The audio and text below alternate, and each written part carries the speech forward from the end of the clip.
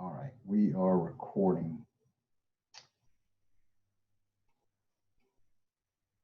So first, let me apologize for last week. I ended up maxing out on my Imitrex, and I saw that things were not getting any better. So about an hour and a half or so before class, I bailed because I was having trouble seeing out of one of my eyes, and the Imitrex makes me kind of loopy. So I appreciate your patience. I hope it wasn't too disruptive, and I hope that the recorded videos made up for things. So we've got a few people that are signing on here. Let me go ahead and share my screen. And Anthony, give me a nod. I can see you, so give me a head nod if you can see the key for homework number 2 up. Okay, perfect. Like I said, I'm always paranoid about that. Well, we're recording, so anybody that's coming in late can get called up afterwards. So I want to go through homework number 2, and then I want to go through problem set number 4. So this will give you the feedback on the last homework that you did, and you'll be set up for your next homework after we work through problem set number 4. And after next week, believe it or not, we're going to be at the halfway point, which is it's kind of wild to think about. So we'll have, after next week, the week of the 15th is the break for the long summer session, and then of course we've got the July the 4th week after that. So we're going to have kind of 2 weeks of downtime that'll give you a little bit of a break from the class, and then the last 4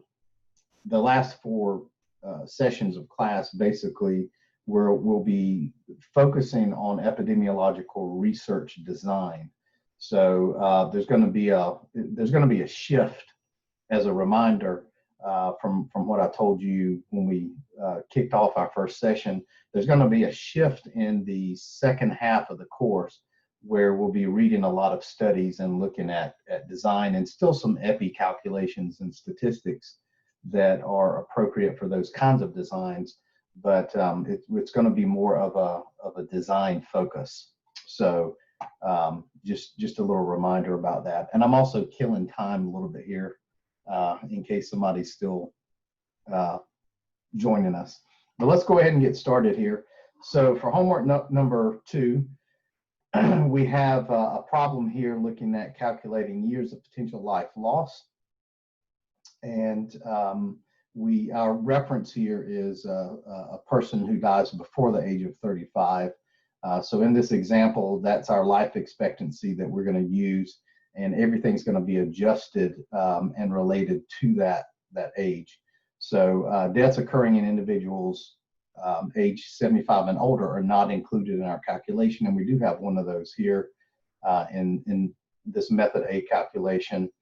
So moving ahead here, we are looking at calculating years of potential life lost, and that rate is calculated by dividing the total of potential years of life lost by the total population who we have information provided on that's less than 75 years of age. So in this table, just as a simple example of how this works, we've got 5 individuals. One died at 6 months, one died at age 55, individual 3 died at 15, individual 4 died at 85, and individual 5 died at 60. So we need to calculate first the potential years of life lost by subtracting their age from 75, which is our life expectancy referent. And so we get 74.5 for the youngest person in our group here who passed away. We get 20 years of potential life loss for individual number 2, 60 for 3.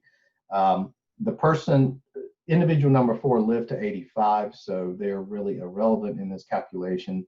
And then we have 15 years of potential life loss for individual number 5, and we just simply sum those up to 169.5.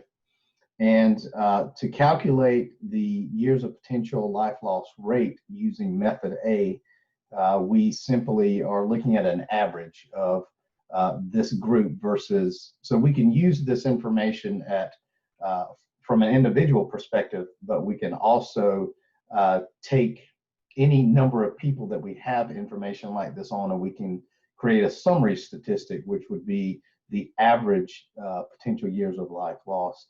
And that, of course, is 42.375. And that's the average years of life loss for the group that's represented here. I apologize for the small font on this, but what we have below here is a so-called method B. So we might not have data like this on individuals, but we might have some sort of aggregate summary of a larger number of people that are clustered within age groups. And so this is just really informational to you to see how this would be done with a larger data set. But again, what it all comes down to is that we're looking at the total potential years of life loss that's divided by the population, the number that we have that's under 75. And so from this aggregate data that we have here, the potential years of life loss is calculated as 93,409. And then our denominator of the number of individuals who are under the age 75 is 12,975,615. And if we express that as a rate per 1,000 persons, we get 7.2 per 1,000. So again, just a way to show you how to look at this on a smaller level with more individualized data, if you will. So we might be looking at years of potential life loss in a workplace or in a catchment area that a clinic serves or something along those lines. Whereas with method B here, we have aggregate data that might be, across the entire health system, if you want to think about it that way, or this might represent a state or the nation or something along those lines, or maybe all of the workers who work for a large corporation, across the United States or even globally. So it's just some larger collection of individuals that we have in that method B calculation, but the calculations are basically done the same. All right, so for the second problem here, this is something that we had done previously when we were comparing death rates in two different communities. So as a reminder, what we do in these situations is, even though we have two communities that have a different number of people total in them, and even total cases, one might be larger, one might be smaller, we might have a different age distribution in those communities, we still use the data that's provided from those communities to calculate mortality rates, in this case, for age groups. And we're looking at three higher end or upper end age groups, if you will. 65 to 69 is the first group, 70 to 74 is the second group, and 75 to 79 is the third group. So based on the number of deaths and cases that we have and the total, all the information that we're provided here, we're calculating mortality rates for community A and community B. And just as a reminder, this is what we refer to as a crude death rate. So this is the death rate that's represented by that information that's provided to us in that format. But as we know, there can be some limitations to that.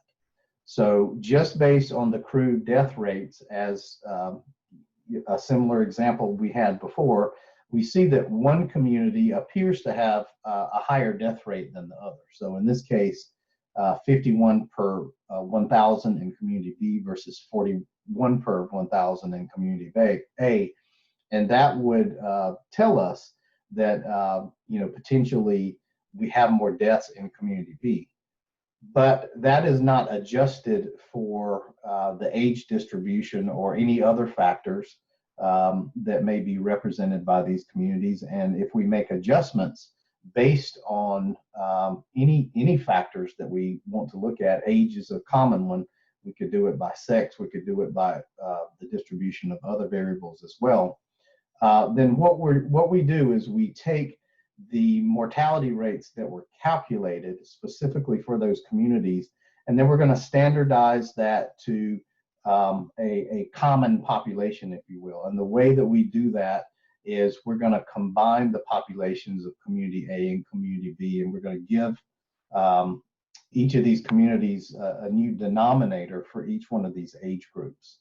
And so once we work that out, we see that we've got 52. So the age adjusted mortality rate for community A is 52.7 per 1,000 compared to 45.6 per 1,000 in community B. So again, this is just reinforcing the idea and the concept that crude rates are can be useful in quick calculations. They might point out something that's going on, but we have to be very careful with making big important decisions based on crude death rates or any kind of crude rate for that matter. And so anytime we can standardize and make adjustments in these rates, we always want to do that because it gives us a more precise picture, and we can not make a wrong conclusion by making that adjustment. So in using this adjustment, we would now say that community A has a higher age adjusted death rate. That's the way that we would say that to be specific in our language. So that should really just be a review. And then we've got standardized mortality rate for plant workers. So this is a study that's conducted among men 50 to 69 years old working in a chemical plant. We're interested in comparing the mortality experience of the workers in the plant with national mortality rates. So, so we have data from one plant, and we want to know if their rates are similar to national mortality rates of men of the same age.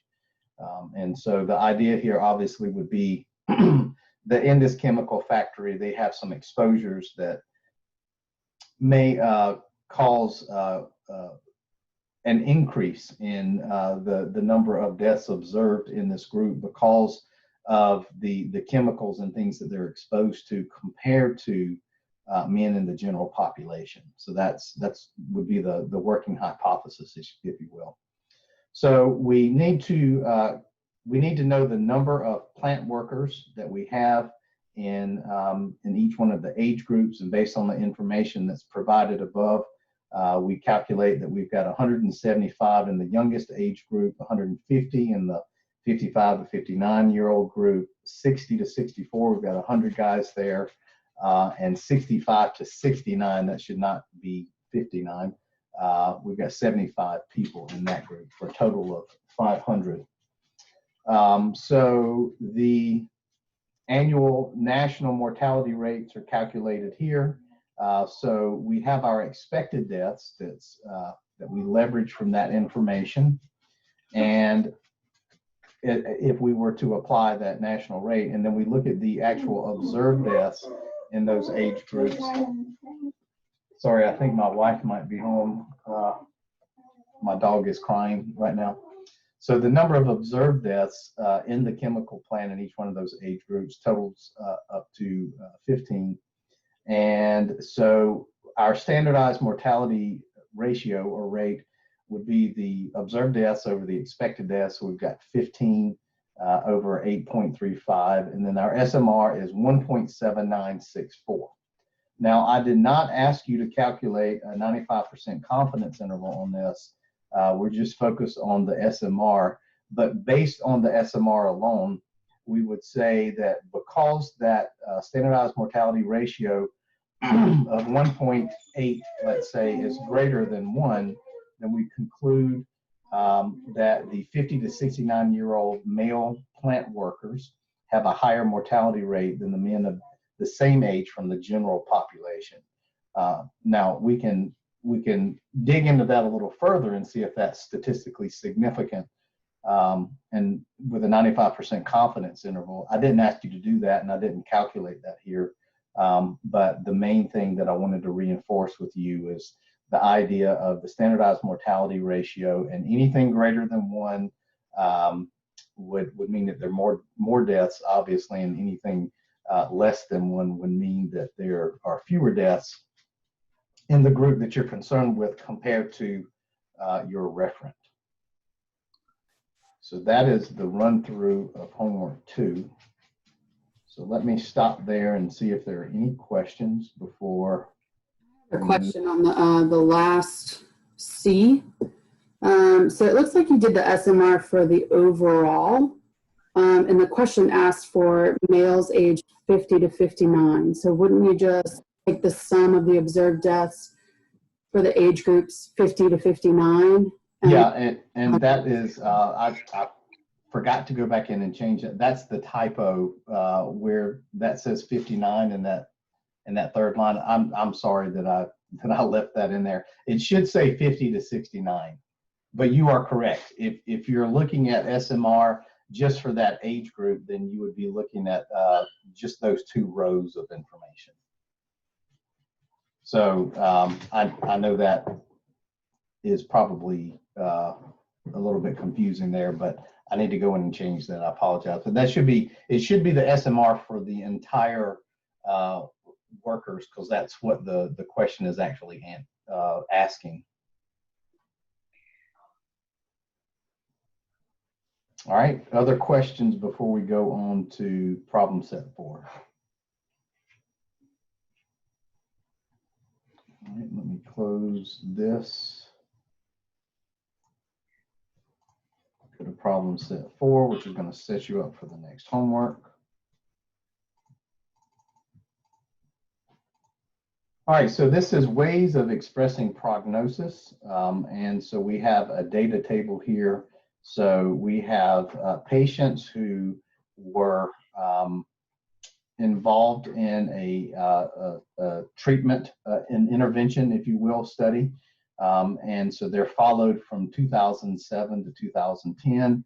So these lines that we're looking at here would essentially represent a year of treatment, 2007 to 2008, 8 to 9, and 9 to 10. So we've got the number of patients that are treated in each of those 3 enrollment years or treatment years. And then we've got the number of patients that are alive on each anniversary from the beginning of the treatment for those 3 time points. The first question is, what is the probability of surviving the first year of treatment? And I'm just labeling that P1. So what we look at is this total number of 152 that have survived the first year of treatment total. We have to look down that column, and our denominator is 180, which was the total number of patients treated. So the first calculation is always the easiest because we don't have to take into account any of the patients who were lost along the way.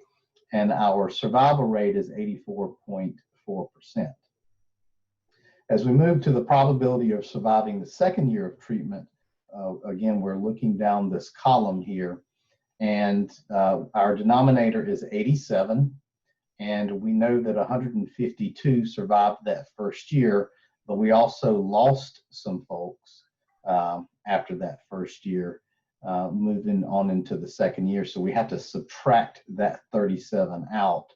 And when we adjust our denominator accordingly, we get a survival rate of 75.6% in that second year. And then the probability of surviving the third year is calculated similarly, where we look at the total number we've got left there, and then we take the total number from the previous year and subtract out the ones that we lost in this current year. And after we make that adjustment in our denominator, we get a survival rate of 85.7%. Now, if we want to know, so that's the survival rate for each one of those 3 treatment years. If we want to know the probability of survival for all 3 years of treatment, we what we do is we take the product of those 3 individual years, P1, P2, and P3, and we get an overall probability of surviving all 3 years of 54.7%. And of course, we would expect that survival rate to be smaller than any individual year, because we're talking about someone living longer than 1 year. They're living into the 3rd year of the treatment regime here. And so we just look at the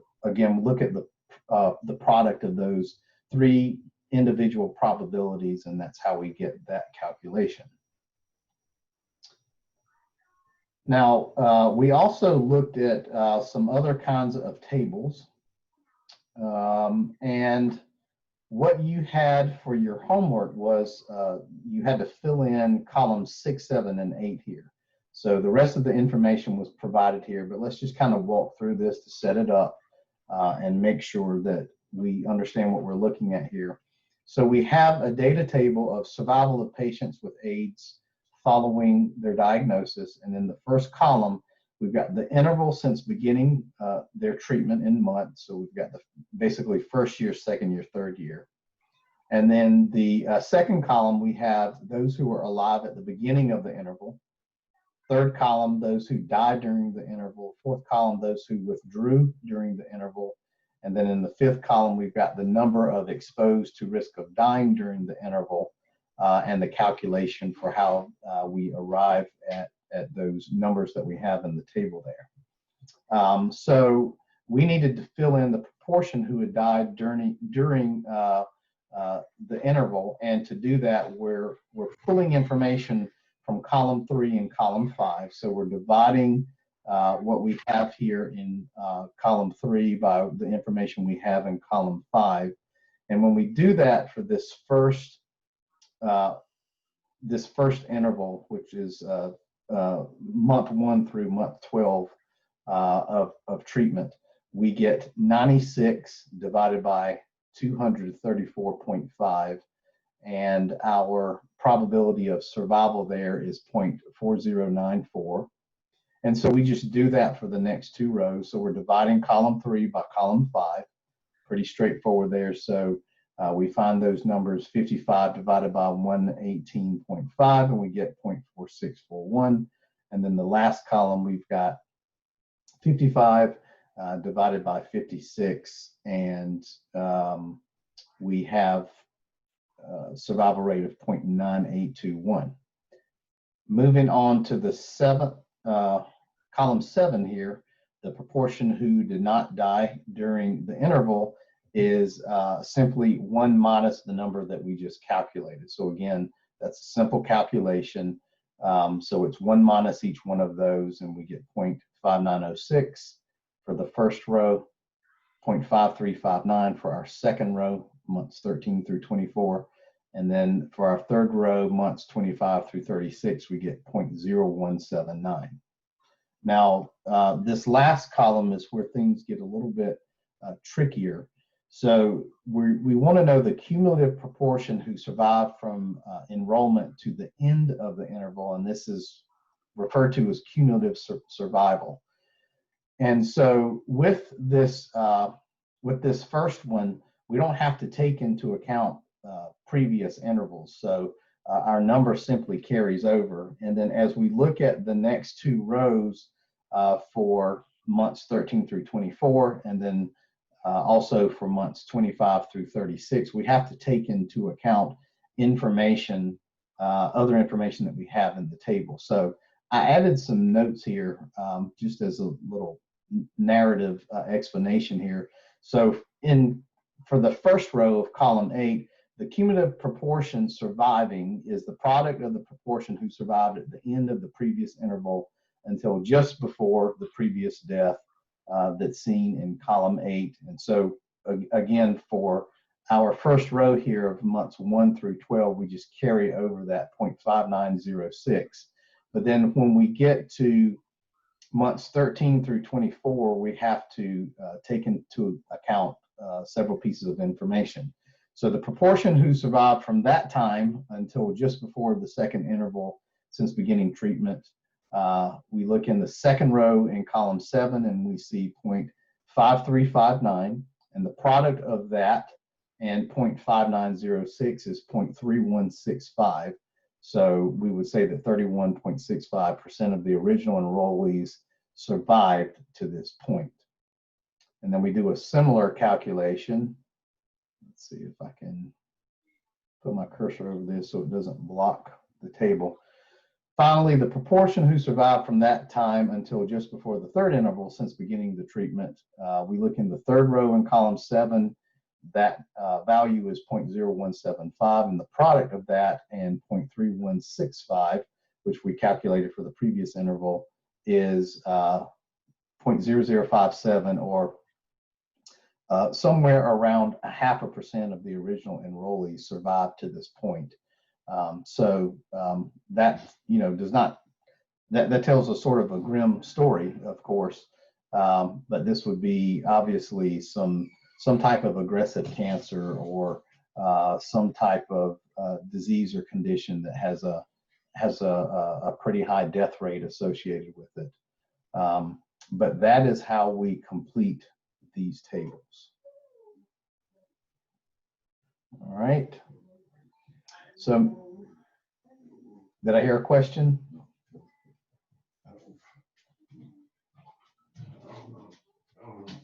Okay. So moving on to this data that we have provided here in this table. Let me read some of this background to you. So clinically, 75 to 80% of the patients that present with ovarian cancer are stage 3 or 4. Some of these patients are more responsive to treatment than others. And a better understanding of the molecular profile of patients and how they'll likely to respond to standard therapy could provide improved treatment options. In a 2012 study, cancer researchers identified 4 clinical covariates that are associated with overall survival of ovarian cancer. And those factors are age, stage, post-operative residual tumor status, and CA-125, which is a protein blood biomarker that predicts treatment response and recurrence of ovarian cancer levels. So some of you may be very well versed in this if you're working in the oncology world. They also found that the expression of 11 specific genes associated with multi-drug resistance define a signature associated with the prediction of overall survival of patients with ovarian cancer, and they sought to improve the prediction of overall survival by combining the information from all of this that we have just summarized here. So what we're looking at here, we have 4 different groups that they were able to define based on those factors. And so this is sometimes referred to as latent trait analysis or latent class analysis. It's a really interesting type of statistical analysis where they can take characteristics or information about a group of individuals and they can see how those factors correlate to one another, and they can put them into groups based on the likelihood that they belong to that group. That's sort of the language that they use for those latent traits or those categories. So we've got 3 different lines here, and we can see death rates in terms of time in months that are represented by each one of these. So we've got a purple, a green, a teal, and a red. So the red is high. The purple is low. Those are the 2 extremes, if you will. And then the kind of middle categories would be a high-low and a low-high. So let's remind ourselves what these things mean. So they looked at high and low risk as defined using the clinical covariates alone, and then they refined their membership in that group, or the category they were putting them in, using the gene signature. So this is a 2-step process that provides these 4 levels of risk categories using the clinical and gene information as high, high, low, high, and low clinical, and gene. And so we've got these Kaplan-Meier curves for each one of those groups that are all overlaid into the same image here. So that each one of these curves represents the risk prediction of overall survival according to those combined clinical and gene factors that we were talking about. So the high indicates a high clinical risk for shorter survival time, plus a high gene signature expression. The graph is based on data from 80 patients. We had 20 in the high group, 19 in the high-low group, 21 in the low-high group, and 20 in the low-low group.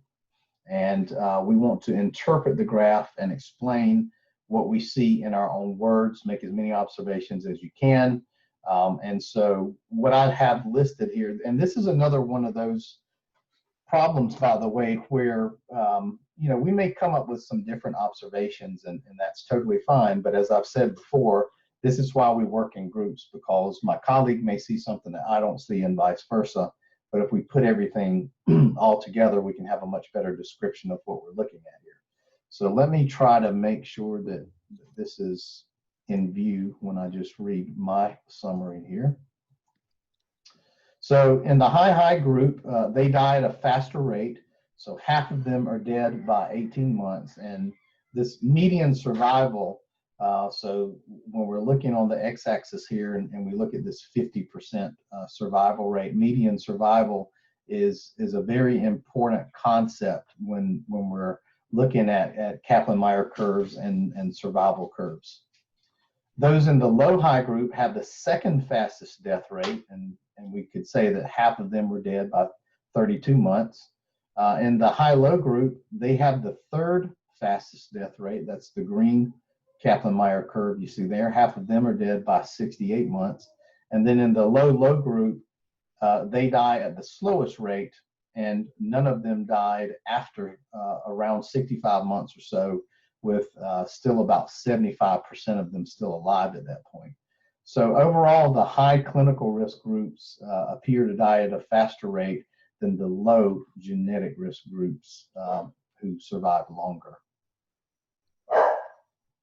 And those are just a few ways that you can interpret a graph like that. And so sometimes it's meaningful in a class like this to sort of step away from the statistics a little bit and begin to look at data that are presented graphically and see, how can we best represent the data that we have? How can we put that data into a format graphically that illustrates the findings that we have and represents the conclusions that we're making from our data? And I'm a very visual person myself, so I would much rather look at a graph like this than I would at a data table that's just filled with a bunch of numbers and columns and rows. But that is working through problem set 4, which will prepare you for your next homework. And let me stop there and see if there are any questions.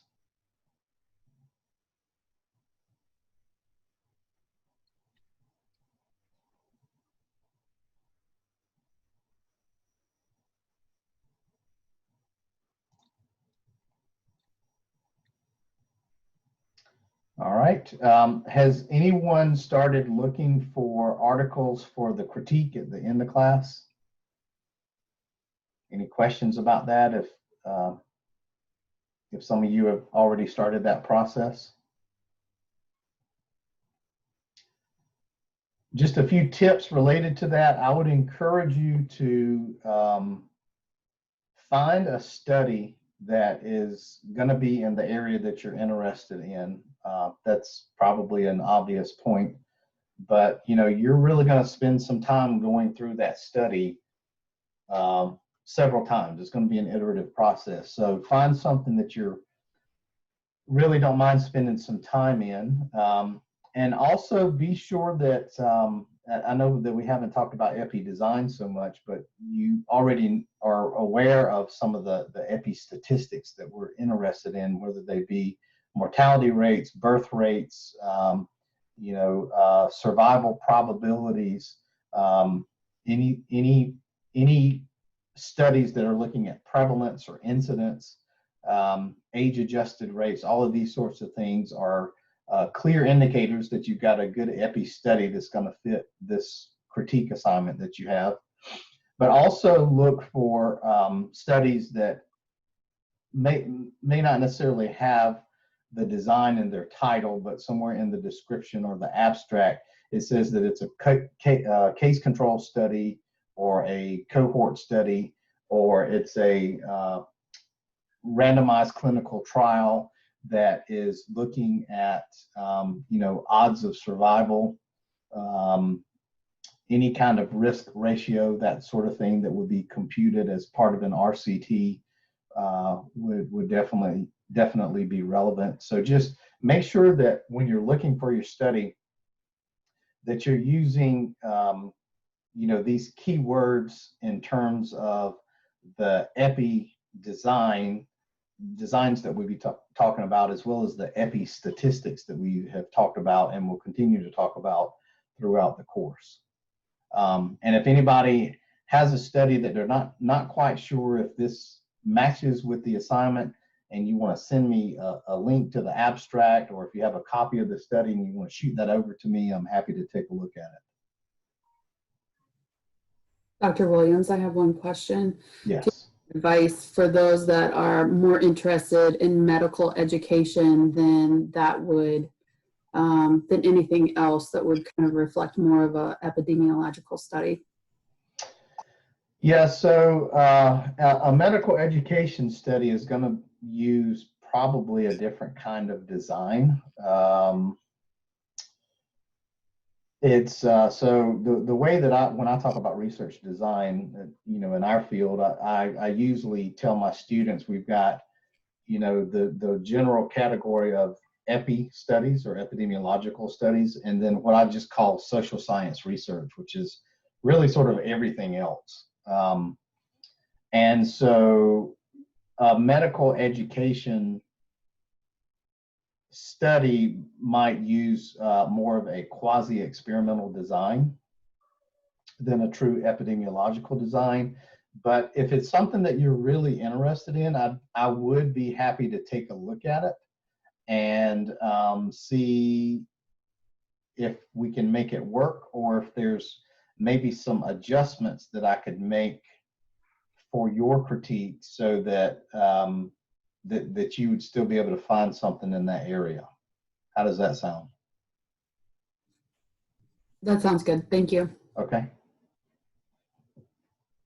So I'm a pretty flexible professor. I want to make sure that my students are getting what they want out of the course, and I always like the challenge of, can we do this a little bit different way, kind of thing. It makes my job more interesting. So I'm more than happy to field questions like that at any time along the way.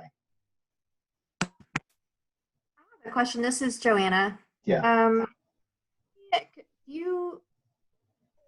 I guess my area is more nutrition Mm-hmm. based, and so I was thinking about doing like a nutritional epidemiological study. And there's would plenty. that be, Yeah. Oh yeah, there's tons. I just wanted to know that would be for sure. Yeah. And I'll make sure that they have good representation of stats and whatnot for that. Yeah. So the difference between one like that, we're talking about behavioral epidemiology when we're talking about nutrition, and unless the study happens to be looking at some sort of nutrition related illness or disease related to nutrition, which it could be. But a lot of nutritional epi studies might just be looking at nutritional behaviors. And that's different than what the majority of people are going to find studies that have some disease or illness endpoint that they're interested in, or not necessarily, incidence and prevalence of disease, but could be, deaths or births, or a more traditional epidemiology endpoint. But yeah, there's plenty out there for nutritional epidemiology. No problem there. Thank you.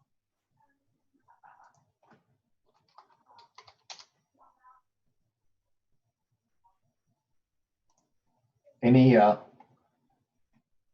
final comments? I have one more question, Dr. Williams. This is Katie. Mhm. When you sent out an email saying that homework 3 was due, you moved it to Friday, correct? Yeah. On Canvas, it still says it's due tonight by midnight. Yeah, So, I'll make that change. okay. Okay. Yeah. Thank you. Yeah. Thank you for reminding me. And just a shout out to Arwen. Arwen Declan is one of the recipients of a Prisma Seed Grant. And is Arwen with us? Yeah, he's with us today. So I've already told him congratulations, but I just wanted to share that with the group. And Arwen, I hope that doesn't embarrass you. We just want to celebrate with you. I'm here. Thanks a ton. I'm both excited and scared because now the real work starts. Now you got to do it, right? Exactly. Yeah, I'm involved in one of those that got funded, and it's I have a small part in it, but it's really the clinicians in the ER and some bioengineers from Clemson. The bioengineers have created this hood device that is designed to. I'm not going to do a good job of explaining this because I'm not a bioengineer, but it's designed to protect the clinicians and the patients from infectious disease.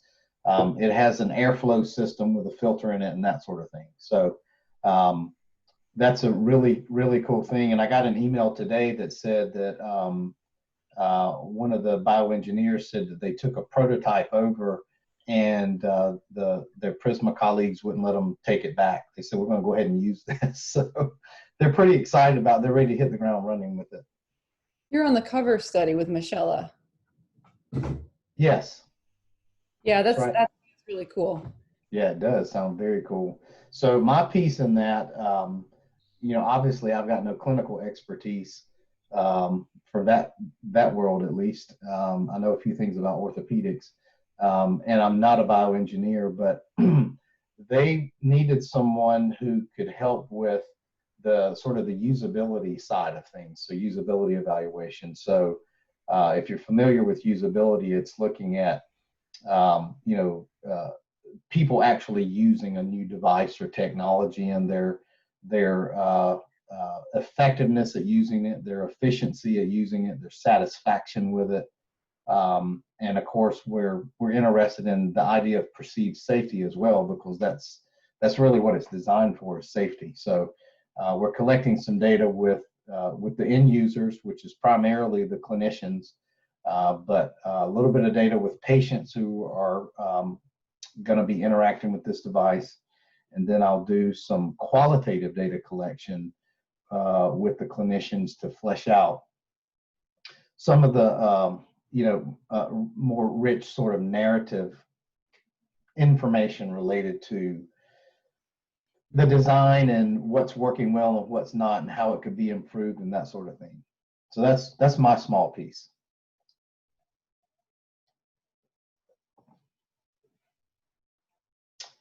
All right, well, I guess we'll wrap it up here, and we'll hook back up next week. That'll be, like I said, the last week we have before like a 2-week break for the summer. So if you have any questions, as always, feel free to reach out. You've got my number. You can text me as well as email me. All right, everybody take care. Thank you. Thank you. Thank you.